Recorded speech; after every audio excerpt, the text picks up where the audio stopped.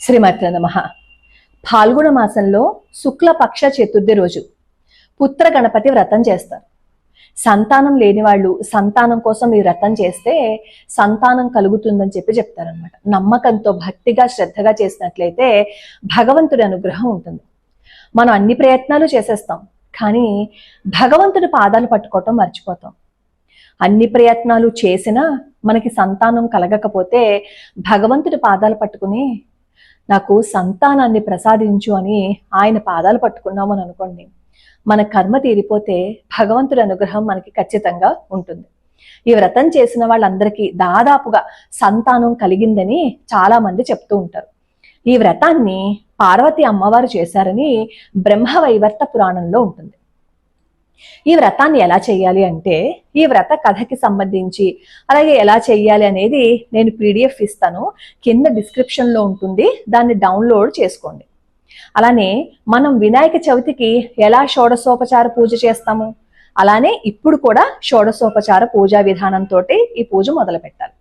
పొద్దున్నే లేచి తలస్నానం చేసేసి చక్కగా ఒక పీటకి పసుపు రాసి బొట్లు పెట్టి ఆ పీట మీద బియ్యం గాని ధాన్యం గాని వేసి దాని మీద ఒక గుడ్డ వేసి దాని మీద ఒక తమలపాకు వేసి తమలపాకు మీద మట్టి గణపతిని గాని అర్క గణపతిని గాని లోహంతో చేసిన గణపతి గాని మీకు ఏ గణపతి మీకు అనుకూలంగా ఉంటే ఆ గణపతిని తెచ్చి అక్కడ పెట్టుకుని షోడశోపచార పూజా విధానంతో గణపతిని అర్చించండి. నైవేద్యంగా కుడుములు ఎలాగో మనం వినాయక చవితికి ఎలా పెడతాం అలాగే నైవేద్యంగా కుడుములు సమర్పణ చెయ్యాలి. ఒకవేళ షోడశోపచార పూజా విధానంతో మాకు రాదండి అని అనుకున్న వాళ్ళు పుత్ర గణపతి స్తోత్రాన్ని 8 సార్లు గనక చదివితే పుత్ర గణపతి వ్రతం చేసిన ఫలితం వస్తుందని చెప్తారు.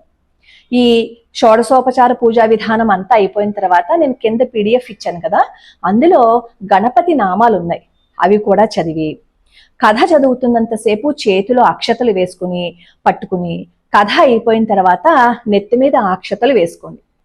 పూజ అయిపోయిన తర్వాత ఏం చేస్తారు అంటే 5 ముత్తైదువుల్ని పిలిచి శనగలు వాయనం ఇవ్వండి. బొట్టు పెట్టి జాకెట్ గుడ్డ తాంబూలం అది ఇస్తాం కదా, ఇచ్చినప్పుడే అందులో శనగలు వాయనంగా ఇవ్వాలన్నమాట. ఇచ్చి వాళ్ళ కాళ్ళకి నమస్కారం చేసుకోండి. ఆ రోజు ఉపవాసం ఉండాలన్నమాట. పొద్దున్నుంచి సాయంత్రం వరకు ఉపవాసం ఉండాలి. పళ్ళు ఫలాలు తీసుకోవచ్చు.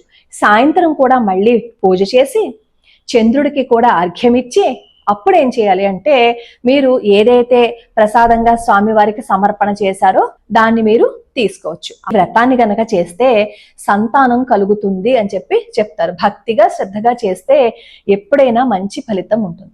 ఒకవేళ మీకు షోడశోపచార పూజా విధానము రాలేదు, ఈ పుత్ర గణపతి స్తోత్రం 8 సార్లు చదవాలి అంటే అది మనం చదవలేకపోతున్నాం అని అనుకున్నట్లయితే ఆ ఊళ్ళో మీకు అర్చకులు పండితులు దొరుకుతారు కదా, అక్కడికి వెళ్ళండి. వాళ్ళని మీ ఇంటికి ఆహ్వానించండి. ఆ వ్రతం చేయమని చెప్పి వాళ్ళని అడగండి. వాళ్ళు వచ్చి వ్రతం చేయిస్తారు మీ చేత. చక్కగా స్పష్టంగా మీ చేత విధి విధానాలతో వాళ్ళు చేయించినప్పుడు మనకి చేయించుకున్న సంతృప్తి ఉంటుంది. పూజ అయిపోయిన తర్వాత వాళ్ళు ఎంత దక్షిణ అడిగితే ఆ దక్షిణని వాళ్ళకి సమర్పణ చేయండి. దక్షిణ ఇచ్చేటప్పుడు మాత్రం ఎప్పుడు పొరపాటును కూడా మన మనసులో అనుకోకూడదు. వీళ్ళు ఎక్కువ అడిగేస్తున్నారు, వీళ్ళు ఎక్కువ తీసేసుకుంటున్నారు అనే భావనతో మాత్రం ఇవ్వకండి. వాళ్ళు భగవత్ స్వరూపులు, మన ఇంటికి వచ్చారు, పూజ చేయించారు, భగవంతుడి అనుగ్రహం మనకి కావాలి అంతే. వాళ్ళు అడిగిన దానికి మనం నమస్కారం పెట్టి ఇచ్చేయండి. ముందే గనక మీరు ఎంత ఇవ్వాలండి అని చెప్పి అడిగినట్లయితే మీరు ఒకవేళ ఇవ్వగలిగిన తాహత ఉంటే వాళ్ళని పిలిపించుకోండి. ఒకవేళ మీకు ఆ తాహత లేదు, అంత చేయలేకపోతున్నాం అంటే ఆ మాట వాళ్ళకి చెప్తే వాళ్ళు ఒకవేళ సరేనమ్మా మీరు ఎంతైతే అంత ఇవ్వండి అని అన్నారు అనుకోండి, అప్పుడు మీరు వాళ్ళని పిలిపించి చేయించుకోండి. లేదు అంటే ఇంకెవరి దగ్గరికైనా వెళ్ళి మేము ఇంతే ఇవ్వగలం స్వామి, మాకు పుత్ర గణపతి వ్రతం చేయించే భాగ్యాన్ని కల్పిస్తారా అని చెప్పి వాళ్ళని అడగండి. ఖచ్చితంగా అలా అడిగితే ఎవరైనా సరే ఒప్పుకుంటారు. మీకు ఒప్పుకుంటే మీరు చేసుకోండి. నేను కింద డిస్క్రిప్షన్లో మీకు పీడిఎఫ్ లింక్ ఇస్తాను, అది చూసి మీరేమో మిగతా పద్ధతి అంతా పూర్తి చేసుకోండి. వినాయక వ్రతకల్పం ఉంటుంది కదా, ఆ పుస్తకాన్ని కూడా తెచ్చుకుంటే అందులో షోడశోపచార పూజా విధానం ఉంటుంది కదా, అది చేసి డిస్క్రిప్షన్లో ఇచ్చిన వ్రత కథని మిగతా ప్రాసెస్ని ఫాలో అవ్వండి. అలానే మీరు పూజ చేస్తున్నంతసేపు గరిక తెచ్చుకోవాలి. గరికతో వినాయకుడిని మీరు పూజ చేయాలన్నమాట. ఆ పుత్ర గణపతి వ్రతం చేస్తున్న రోజు గరిక పుష్పాలు తెచ్చుకుని దాంతో అర్చన చేయండి. శ్రద్ధగా చేస్తే భగవంతుడి అనుగ్రహం ఉంటుంది. మన కర్మ క్షయం చేసే మార్గాలలో పుణ్యక్షేత్రాల దర్శనం ఒకటి, సేవ ఒకటి, పూజ ఒకటి, అలానే క్షేత్ర దర్శనం ఒకటి, నదీ స్నానం ఒకటి, ఇంకొకరికి సహాయం చేయటం ఒకటి. ఇలా ఎన్నో కర్మని క్షయం చేసే మార్గాలు ఉన్నాయి. వాటిల్లో పూజ కూడా ఒకటి. ఆ రోజు మరి ఉపవాసం ఉన్నాం కదా, పూజ చేసుకున్నాం కదా, ఆ రోజు మాత్రం బ్రహ్మచర్యం పాటించాలి.